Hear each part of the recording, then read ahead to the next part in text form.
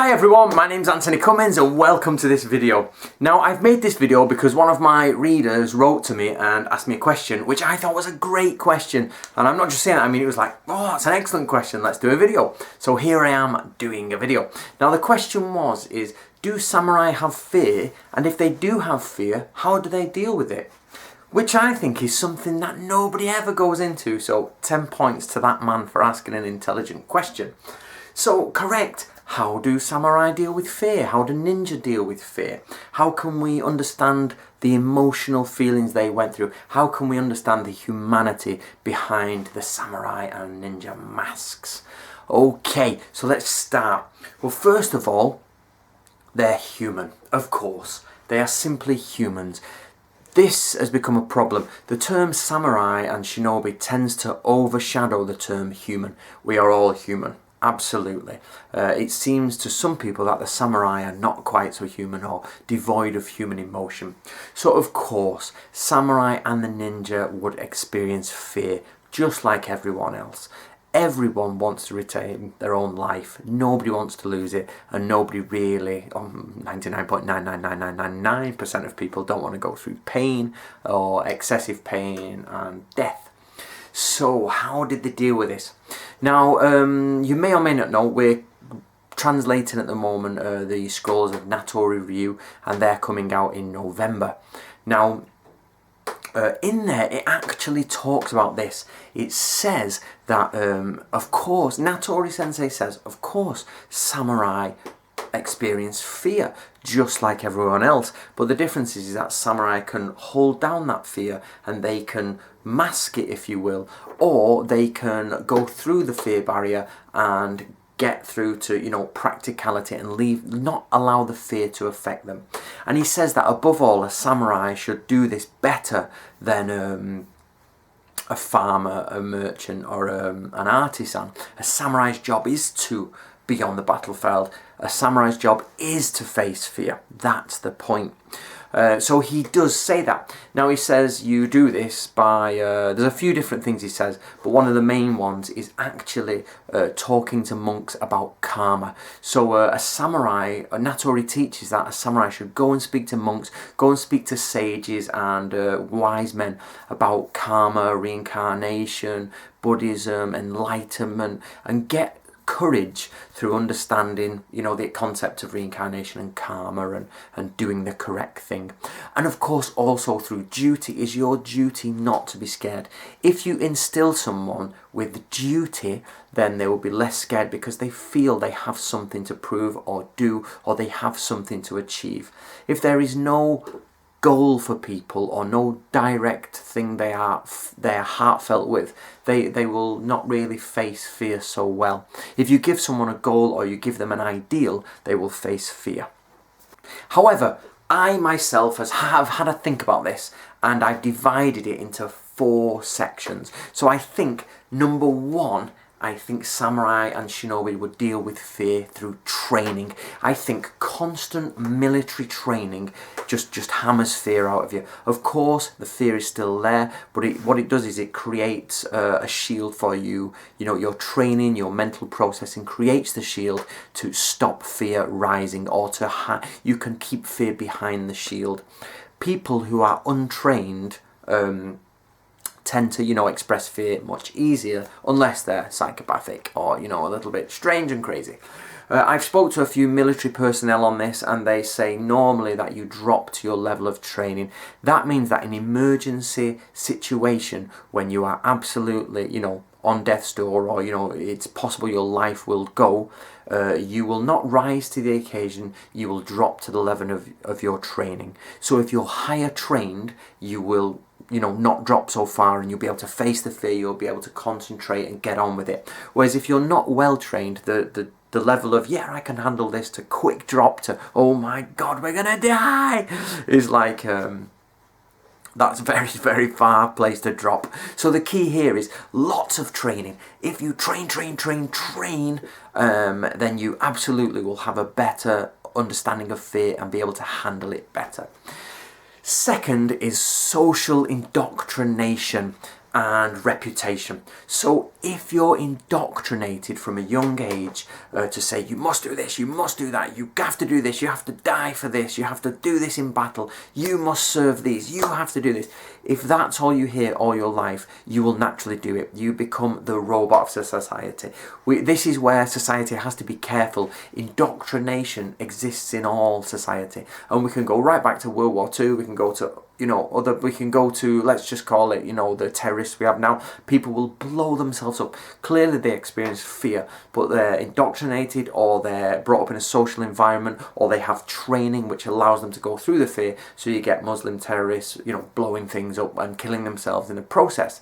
This idea is that the environment around you, if it's hyper or if it's really intensive, can distort you. Hence the cult action. The samurai could be called a cult. You're brought up, you're taught to kill, you're taught to serve one master, just one person at the top you're taught to serve. And, you serve them with your life. It's purely a cult if you want to look at it that way.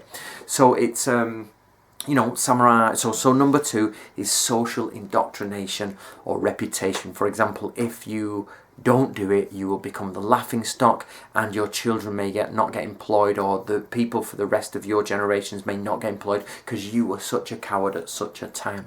So you have to be careful there. We have to remember that there are lots of examples of society where society teaches you to not have fear in a situation, and you go with it because society has told you that.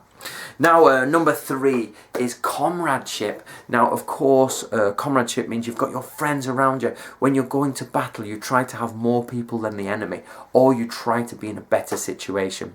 What a lot of people don't realise about samurai warfare is that there's the big debate of whether they lined up in formation, and if they fought, and if they stick in formation. Now, I know some people say yes, they did formations. Other people say no, they never did formations. I would say it was a mix of both. I would say, and there's a lot of research to be done on this, that samurai warfare started with a formation, but then broke down as the battle went on into basic melee, and taking heads and running off the field and going back in. So I would say we start with formations, which means you're in a group. But not only that, when you've actually broken up and you're down to individual fighting, and I use individual because you're not an individual, you actually have a side helper. This side helper will be there for the samurai. So the samurai's got his spear, he's marching into battle, everything's broken off. The first spear has been called, second spear has been called, they've broken into dueling, they've broken into fighting. You have your side man. Now, he may have a musket, he may have a bow and arrow, he may have a spear, he may have a sword, but it's another warrior at your side. He will come in and help you kill people. You're doing it as a team.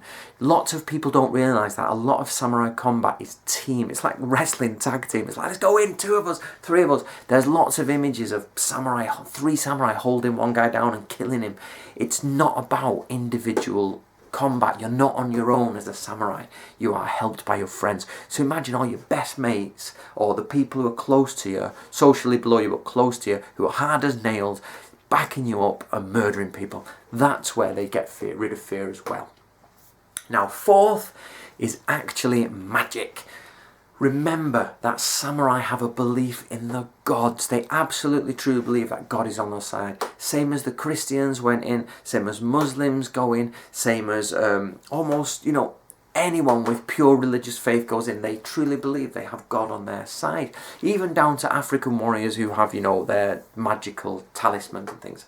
Now, I say that because actually samurai are closer to African warriors than you realise in this sense. They have very almost cult gods and small religious cult-like god figures. So you've got maybe your ancestors that you worship, or maybe you've prayed to, because there's meant to be 99,000 gods of war and all this, on the 98,000 gods of war. Of course there's not, it just means there are loads of them.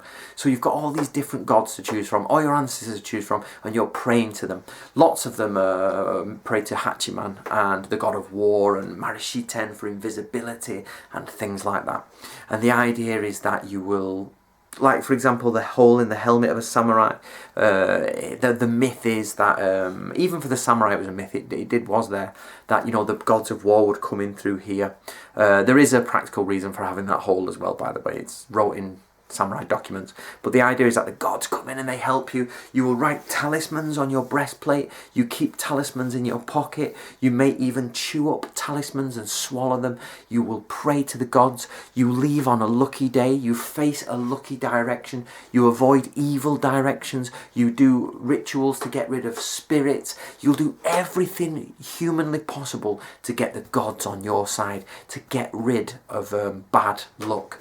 Now this means that a samurai's got training, they've got social interaction, indoctrination and reputation. They've got comradeship, and they've also got magical protection. Now with all this, together they're like, yes, I'm going to go out and I'm going to murder people. And that's what samurai do. They go out and butcher people. And they do it, and hopefully they've suppressed their fear enough to do it. Now, you have to remember that some cultures are just more desensitized to death.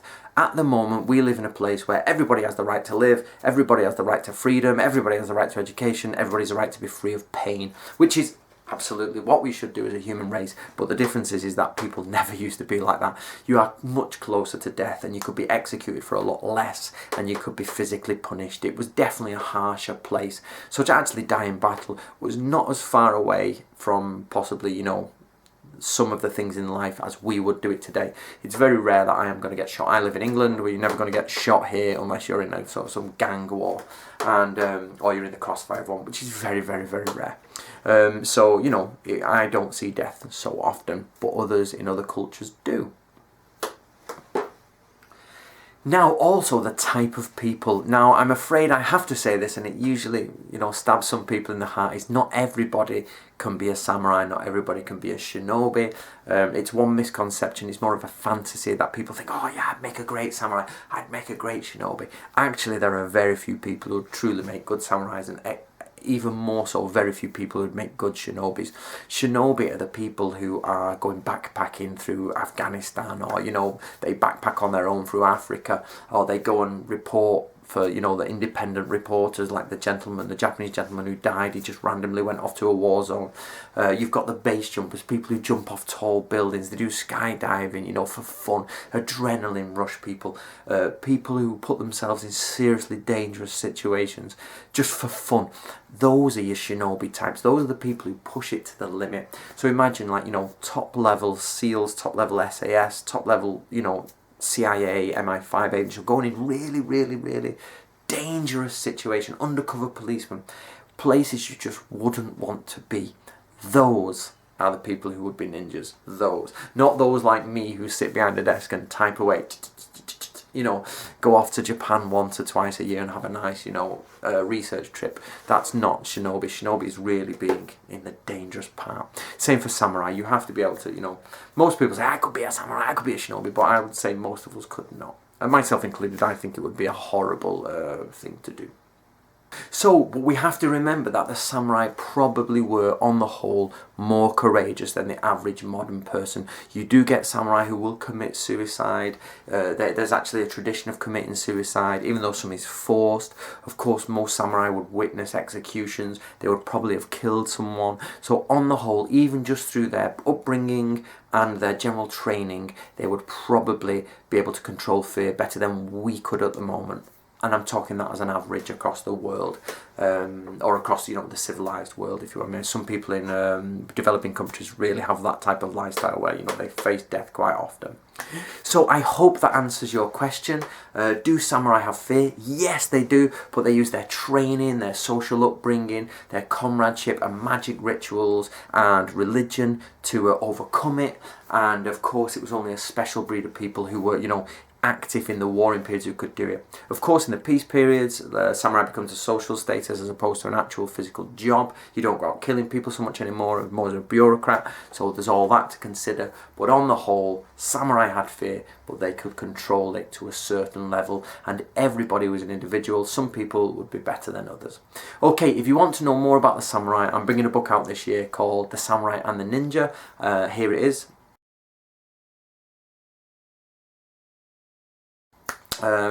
please go and find it on Amazon or in your local bookshop. I hope you enjoyed this video, and subscribe if you want more information on the Warring States period of Japan.